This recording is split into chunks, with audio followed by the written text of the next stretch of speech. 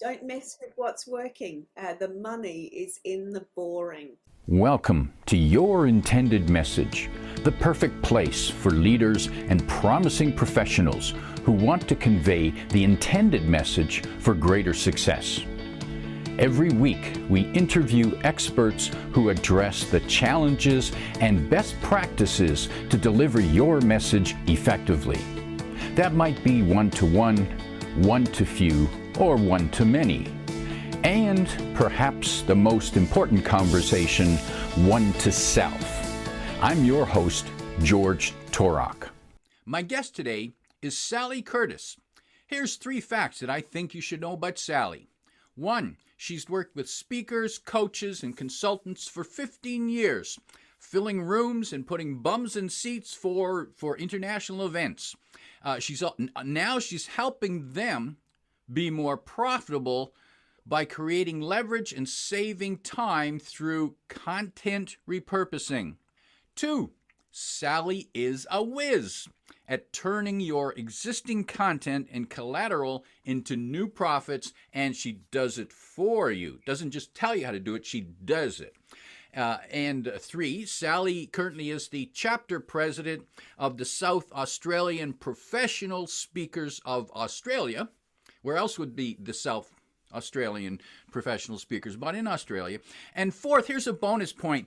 Sally sold her horses so she could race ferrets. And I imagine that the ferrets aren't as much fun to ride. Sally Curtis, welcome to Your Intended Message. Thank you very much, George. It's an absolute pleasure to be here. Thank you. It's a delight talking with you in Australia. Thank you for getting up early for our meeting here. Sally, content is critical in promoting, especially online, whether it's your own website, whether it's social media, and of course, it's an effort to create content. So if there are ways we can repurpose, reuse, recycle our content, it's got to make things easier for us, does it? Yeah, absolutely. From what I find is a lot of the speakers I work with get so into the habit of creating long form content that they almost start getting on a new hamster wheel. So I get them when they start to get fatigued again through creating long form content. What I mean by long form is their books, their white papers, their articles, and their blogs and those sorts of things. And there is so much bite-sized gold within that long form content that we can actually capture those pivotal moments, those teachable lessons, that bite-sized chunk that's going to make a difference to somebody, and turn it into a visual graphic, which is a visual graphic tile, if you think like a postcard, which is a great way to increase engagement and increase connection with an audience when it's turned into something that's bite-sized. And in the books and the reports and the white papers and the blog posts don't go away. We still need words to gather the information, but within the words there are key points, key reminders, and if we can, it seems to me, if we could represent as key points in a visual way, that it's going to people need to be reminded, and Absolutely, and that's the key thing. When your intended message is to create an impact for your audience, and you've got all of this great content, one of my beliefs is that your clients need to be able to consume you on their worst day. So if you think back to your own scenario, when you're having a really bad day, the last thing you want to do is read a long email, and that's when we get into ticking and flicking emails. So if you transport or parallel that across your articles, people aren't going to want to read a long article when they're having a bad day. So if you're wanting to create that impact by making it bite-sized, you're actually making it easy to consume, easy for them to understand, and easy for them to remain connected to you even when they're having a very, very bad day. And that makes sense to me because there's some days when I pick up the newspaper, I read the headlines and I read the comics. Yeah. Yes, absolutely. There you go. Yeah. And that's the whole thing. What you've done there is you've automatically gone, it's that is too hard.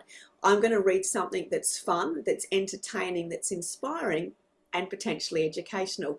And those little snippets are exactly what's occurred for you. So you've gravitated to something that's going to help you have forward movement that day, or be in more of an inspired or educated state. And that's exactly what turning that long form content into that bite-sized content enables your audience to have with their messaging, is get it, much more intentional. Now, Sally, I can see where writing and publishing a book, writing and publishing a white paper, that conveys credibility and authority that one can refer to and say, well, read my white paper on that, or here's my book. Yeah. What do the bite-size bits do? What do they do for that same person? So what that really enables them to do is they've gained their credibility. But what happens is they've got their credibility in their authority pieces, but they often lack the visibility or the consistency. They're not leveraging that credibility. So when somebody doesn't want to consume a lot of content, they still want to learn, just like you did with the paper. They still want to be educated. They still want to be entertained. And by having a library of reusable brand assets that are bite-sized, which are your teachable moments, your rants, your little stories, your tips, your 1, 2, 3, whatever it is that's within your content that can be extracted into something that creates a bite-sized message for somebody, then that's how you're going to create your consistency and visibility and remain at all times connected to your audience, because it's not about you connecting to them, it's about them connecting with you, which means we need to make it easy. Otherwise, your intended message gets lost. So we need to reach our clients in a way that is easy for them, that feels useful to them, and they might even, and I suppose, would it be ideal, a good test is if I put out a bite-sized piece of content, or I put out content, wouldn't it be neat if people started quoting me? Yes, absolutely. And isn't that Not just Einstein and Richard Branson, but they start quoting me as well. Absolutely, and that's where when you have written a white paper, and these are the things that I see, a white paper or a book, we all have, and we talked about this earlier, I have Sallyisms, but we all have something, our name isms. We've all got rants, we've all got particular sayings that we say. And if you're extracting them and bringing them to your audience in a new way, and that repetition of it coming out helps people identify with you, and then those bite-sized bits go, oh, that's one of Sally's, or that's one of George's pieces, because it becomes instantly recognizable. And see, here's the difference with visibility. Now you're recognizable. Now you're familiar. And one of the things that I find when you've got that authority piece, you've broken it down, you're now educating, inspiring, and helping your audience have forward movement, is often what happens is these people that are consuming you and engaging with you, they actually start to send you referrals, and they start talking about you. And this is before they actually even do business with you. So they do business with you after they've actually become an advocate of you, and they've started to send people to you. And that's where those repeatable or quotable messages make it easy for them to tell a story about you, because it was bite-sized again. And I've seen posts on LinkedIn or other social medias where someone has one person has posted it, and then someone who I know reads it and tags me and say, "Hey George, what do you think?" So they're sharing it with me or sharing it with other people, and it's again like saying, here's a quote that, oh, I like the way this person said it, and remember we had that conversation. Correct. And that's the key thing too. When you are easy to consume, And think about a long email. When you're easy to consume, you're easy to share. If you've had the experience where you get a really lengthy email, and even though it was good, you're less inclined to share it with someone because you don't want to add to their fatigue. Because what's currently happening in the world at the moment is we're fatigued as individuals, but our clients are fatigued as well. So we need to make everything easy for them. So if you turn your longer form content and still get the same messages out there and still have the same authority, but by turning it into that bite size, you're actually easy to consume, but easy to share instantaneously. And that's all about having that consistency. Sally, what are the components, the elements of a ideal bite-sized piece of content? Oh, great question. I love that, George. Thank you so much. So one of the things that I believe is very, very important is that the image, or whatever the imagery that you use, again, think of a postcard, whatever the image you use, the image positions the viewer. So let's just catch that. So if I was to say to you, I've got a client, for example, that her message is don't guess, assess. So she works in that personal performance space. Now, if I was to say to you that her three niches are aged care, corporate executives, and world champion athletes, if you think of those three words, there's three very different imagery that we pull to our brain, very different recall. So if you've got one simple message, but you've got very distinct segments or client niches, then you need to use imagery that stops the scroll. So when you've got imagery in her case that's of a corporate executive, the corporate executives will instantly relate to that, and that will be familiar to them. Whereas they won't see the aged care ones, they might not see the performance athlete ones as well. So just with that quick sort of visual demonstration as we're talking about it, one of the key elements is making sure the imagery resonates, helps stop the scroll, or positions the viewer, or helps the viewer sort through everything that they're scrolling through on the social media. So the imagery becomes a sorting mechanism. And that includes also your brand styling, etc. as well. The other key thing is to keep it simple. When we start to think of tiles, we start to try to jam too much stuff on a tile, and it starts to become like death pie PowerPoint. So keep the elements really simple, keep them one-liners, keep them, three little tips, but add whatever context you need to above the tile. So you've still got room to be able to communicate with your person on the social media platform, but you've got your tile underneath it. The other element with the tile is to make it engaging. So the engagement element is also within the tile context copy, and the tile is to invite them to do something next. We call it a call to action. I like to call it an invitation. Invite them along the journey with you, because by building the engagement, this is how you build the sharing and the commenting, etc. So invite them to do so. And I didn't think of that. I certainly could imagine the image and a line, but then a call to action, an invitation to do something, whether it's to share or comment or respond, just elicit some kind of action from them. Absolutely. And one of the elements on a tile as it relates to content now that is often forgotten is to ask just a really great question. Create a tile that's a series of questions that invokes commenting, that invokes, if you like being disruptive in your industry, make it disruptive. Get into, whatever works for your industry. Ask a really great question on a tile. Because one of my mentors many, many years ago said, from a communication perspective, the difference between somebody that's good and somebody that's elite, the level of the questions that they ask. So for those people who are thinking, well, I've got to put out content, I've got to put out facts, I've got to put out tips, you could put out a good question that engages your viewer, your listener, your audience. And you're right, it's more difficult to ask a good question than it is to answer. Yeah, yeah, absolutely. Yeah, very well said. Sally, you're calling them tiles. Yes. Uh, um, uh, do they need to be a particular shape? Not necessarily.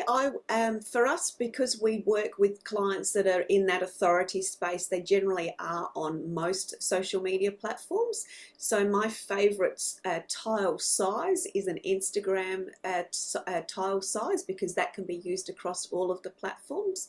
But I also do have clients that are purely on LinkedIn. So for them, we create specific LinkedIn size tiles. But if you want to make life easy for yourself, and that's what I'm all about, then yeah, an Instagram size tile is the best tile, because you can use it across all social media platforms. Mm. And Sally, how does if one starts putting out the content in bite size, how do you know if it's working? It always takes a little bit to get going, because you've got to find your cadence and momentum as it relates to getting the right content out there, and consistency is key. But you usually, if you've got that blend of, educational, entertainment, questioning, and you've got a nice blend of it, you should start to get interactions within a few weeks. If you fall into the bad habit, which I see a lot of people do, going, I'm just going to get some content out there, and it's just you're getting content out there for the sake of it without any clear choreography to it. And it doesn't need to be a lot of choreography or strategy, but just a little bit, a mix that makes it interesting. Then, if it's falling flat for you because you're just getting it out there quickly, it's going to fall flat for your audience. If you're excited by your content and you've got good messaging and you've got a good blend, then you should get responses very, very quickly within a couple of weeks, if not instantaneously. The images, do they need to be photographs, or could it be a sketch, or could it just be the text itself in a graphic way? Yeah, absolutely. All of that and above. For some of my clients do actually have their own drawings. They actually do draw for their keynote presentations, etc. So we reutilize their imagery. Again, that's part of their brand. So for me to use a photo for them instead of their imagery, it would create a bzz in their client's head, because it doesn't relate. It's not on brand. So it can be photographs. For me, I like personally, as a brand, I like to have photographs. I'm not into graphic images, but it depends on what your persona is and what your clients prefer, because that comes back to your clients' learning styles and preferences as well. So when you're thinking of your content repurposing strategy, you're looking at your content as it relates to bite-sized opportunities. You need to know who your client is and how they best consume content and how they like to have it fed, because again, we're not doing it for us, we're doing it for our clients. What have been some of the challenges that you've experienced? Now, you're someone who does it for people, and I imagine there are times that you struggle. Yes. Perhaps it's to come up with an idea, or it's to convince the client that your way is better than theirs. Where do you run into the challenges? Challenges are actually, in all honesty, around getting the imagery right. Often when I work with clients, they don't have a lot of imagery. So they've created keynote presentations, they've got their white papers, they've got their books. There's not a lot of imagery in that. They may have lots of pictures of themselves, and obviously we use that as part of a brand element.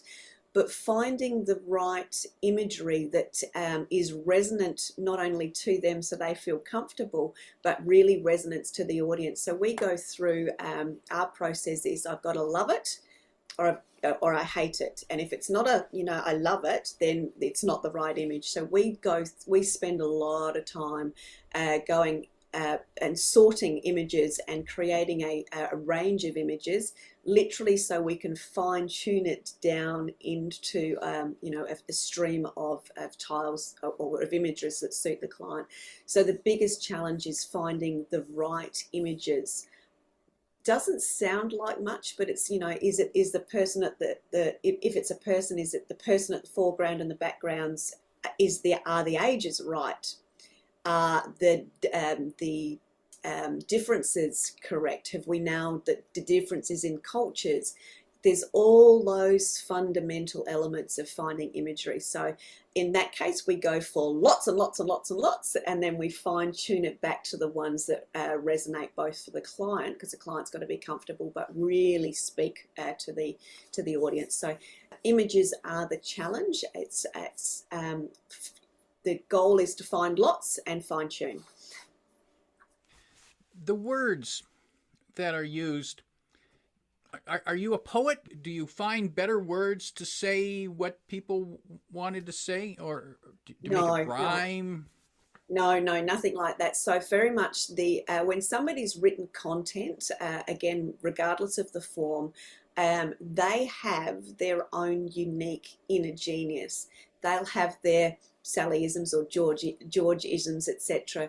So if I was to replace words, or which would change the context or potentially the feel or the way it was addressed, it wouldn't be them anymore. It would be a version of me. So it's very, very important, as my role is to make sure I'm extracting their words in the essence and the tone, etc., that they say it, because otherwise their audience will know it's somebody else saying it. And how often have you read somebody's article or somebody who's trying to create leverage in their business and they go, I don't reckon they've written that?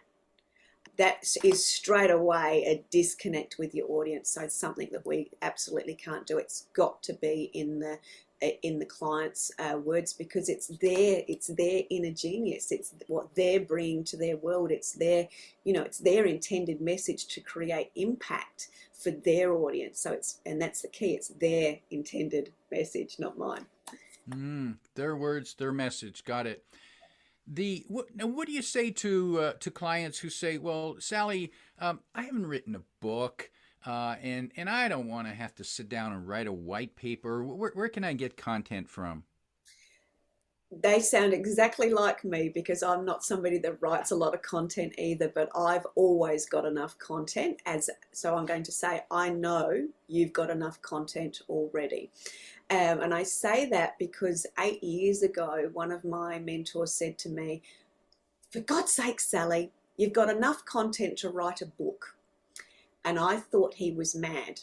And the reason I thought he was mad is because I just was a speaker and I just did training. So I had a few training books and sheets of paper that I'd work through with clients. But what we did is we turned a 45-minute presentation that I did that was videoed, and a small training manual that I'd created for a 2-day training that went on after that, and that turned into 2 books. So that's how I discovered repurposing, and it's the reverse way of it, because I just thought I'd become an author. So I would say, if you've got journals and you write notes in your journals, if you're a prolific journaler, if you've written blogs, if you're like me, you like to speak and you've done lots of Zoom recordings, or you've got lots of trainings, or you prefer to speak, you can certainly capture stuff on audio. All those different ways in which you create content, regardless of what form it is content that can be repurposed. Think of your Facebook Lives.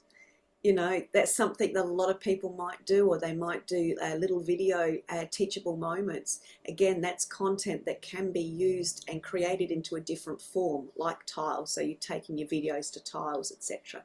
So I would challenge people, and I haven't got a USB on my desk, but I would also say, look to your cupboards behind you, your cupboards in front of you. You absolutely have enough content to start something. And if you find an old USB hanging around in a drawer somewhere, I bet you there's content on there that would be still relevant to the audience that you serve. Because as speakers, coaches and consultants, we're often 5 years ahead of the clients that we serve. So some of that older content that you've previously created that you actually might be bored with might be perfectly timed for your audience right now. Sally, what about people who are not speakers, consultants, trainers? What about professionals? What about the accountants, the lawyers, the architects? How can they create content and repurpose it? Brilliant question. And I love working with these guys, because they always go, no, I don't have any content. And I go, I bet you do. No, no, no, no, no, no. I don't have any content. So they've usually got brochures. They've usually got documentation that they have to have as part of their, I'm going to call it compliance. Now that sounds boring, but within some of those elements, they would be repeatedly saying some of that compliance stuff to clients, but in their clients' everyday language. So capturing some of those conversations that they have, if they're able to, or rephrasing some of that compliance stuff that they know so intuitively and instinctively, is a form of content that can be repurposed. So I'll just go back through that. Some of their compliance documentation, if they were to look at that, some of the key things that they're repeatedly saying, if they were to audio record that, they could then utilize, or video it, they could then utilize that. They'll have their brochures and their services brochures. This is what I do. This is how I go about doing it. They can explain that in tiles or videos or audios again. And they've probably got their coffee conversations, which they say with their mates at the end of the day when they're talking about, hey, I just had this client and we did blah, and they always surprise themselves of what comes out of their mouth when they're serving their clients, and they often will share that over a coffee or around the water cooler. If they get into just good habit of actually potentially recording that while they're having a conversation with their mates, easiest way to create content ever, and highly, highly valuable for their audience. Now, you just gave me an idea there. I imagine another place for professionals to find content, it could be in the questions that they typically get from clients and prospects, their FAQs. Absolutely. Absolutely. They're frequently asked questions. Or here's another one. Those questions that they really, really, really wish their clients would ask and know that their clients should ask would be a great place to start as well. So not only the questions that people do ask, but the ones you really want them to ask. Yeah. Now that's insightful. Sally, and let me turn that one around. What question should I ask you next? Oh, I would like you to ask me about the money in the boring. The money in the boring. Now that sounds curious. Please tell us about the money in the boring, because if there's money in boring, then there's a lot of people who are going to make a lot of money. Yeah, absolutely. So the reason I say that is, and I'll go back to the USBs, where we've put a USB in the cupboard behind us, or content in the drawer behind us, because we are bored by it now. We've got excited, we've learnt new stuff, we've become more insightful, we've had significant forward movement. But if I go back to the service-based clients, where they're wanting their clients to ask the right questions, or the clients that we serve that are on the same journey as us but behind us, the money is in the boring was a statement that a girlfriend said to me when she was sort of regrowing her business, and she went back to the basics. So this is the element. The money is in the boring, and going back to the basics is where there is always longevity of content and potential profits for yourself, because when we get bored with it and forget about it, there's a whole audience that we've forgotten about that are earlier in their journey. So if you've got bored with your content and you're wanting to open up a new market or re-engage with an audience that is coming on the journey earlier than you, then that's a great way to start with content if you're at a starting place, or it's a great place to re-look at content, because that's a great way to bring in a new audience or re-engage an older audience that's earlier in the journey. And I know there's marketing people will tell me that too many businesses change their marketing because they're bored of it. It's working, but they're bored of it, so they change it. But it's working. Yeah. Don't mess with what's working. The money is in the boring. And I know that's a really odd phrase, which is why I like it to say it that way, because it becomes memorable. The money is in the boring. And if it's working and you're getting bored with it, don't mess with it. Do more, do more.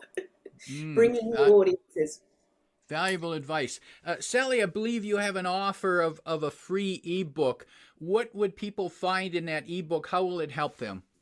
Okay, so the ebook is for people who have written a book, but I'm going to explain how people that haven't written a book can utilize it as well. So the ebook is called The 3 Easy Steps to Turn Your Book into 2 years worth of social media. So the context is exactly the same whether you've written a book or you haven't written a book. The bottom line is you have content. And if we focus on written form content, so you've got articles, you've potentially got blogs, you've got your sales brochures, you've got your compliance documents that we've talked about before, the 3-step process in reality is exactly the same. It's scan, extract, and create. So you scan your documentation intuitively to find what jumps off the page at you as a teachable lesson or a rant or a story, etc. And then you create it. So the 3-step process of how to extract that content is within that ebook. And even though it's titled for people that have written books, it is exactly the same process regardless of what your content is. And people, you can find the link to that ebook in the description below. It's on Sally Curtis's website. You'll find that as well below. George, can I ask you how you are actually already content repurposing? Because I know you are, and I think that would be helpful for your audience to know as well.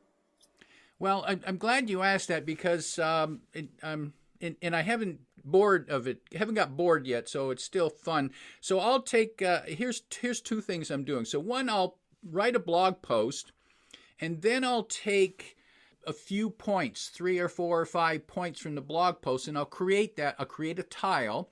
And what I did is I published that in the tile in Pinterest, because in Pinterest you can link to, you can put a real link. And then I've taken the same tile and I'll post it in Instagram and even on LinkedIn. I've even had luck. It's funny, I got better views on LinkedIn when I had this image, this tile. So that's worked well. And I started doing the same thing for promoting the podcast itself. And so I've got the what I started with, it was boring. It was just a title. But here's what I did now. I've taken the content from something you say, and I'll put your image with my my podcast logo and your statement beside it.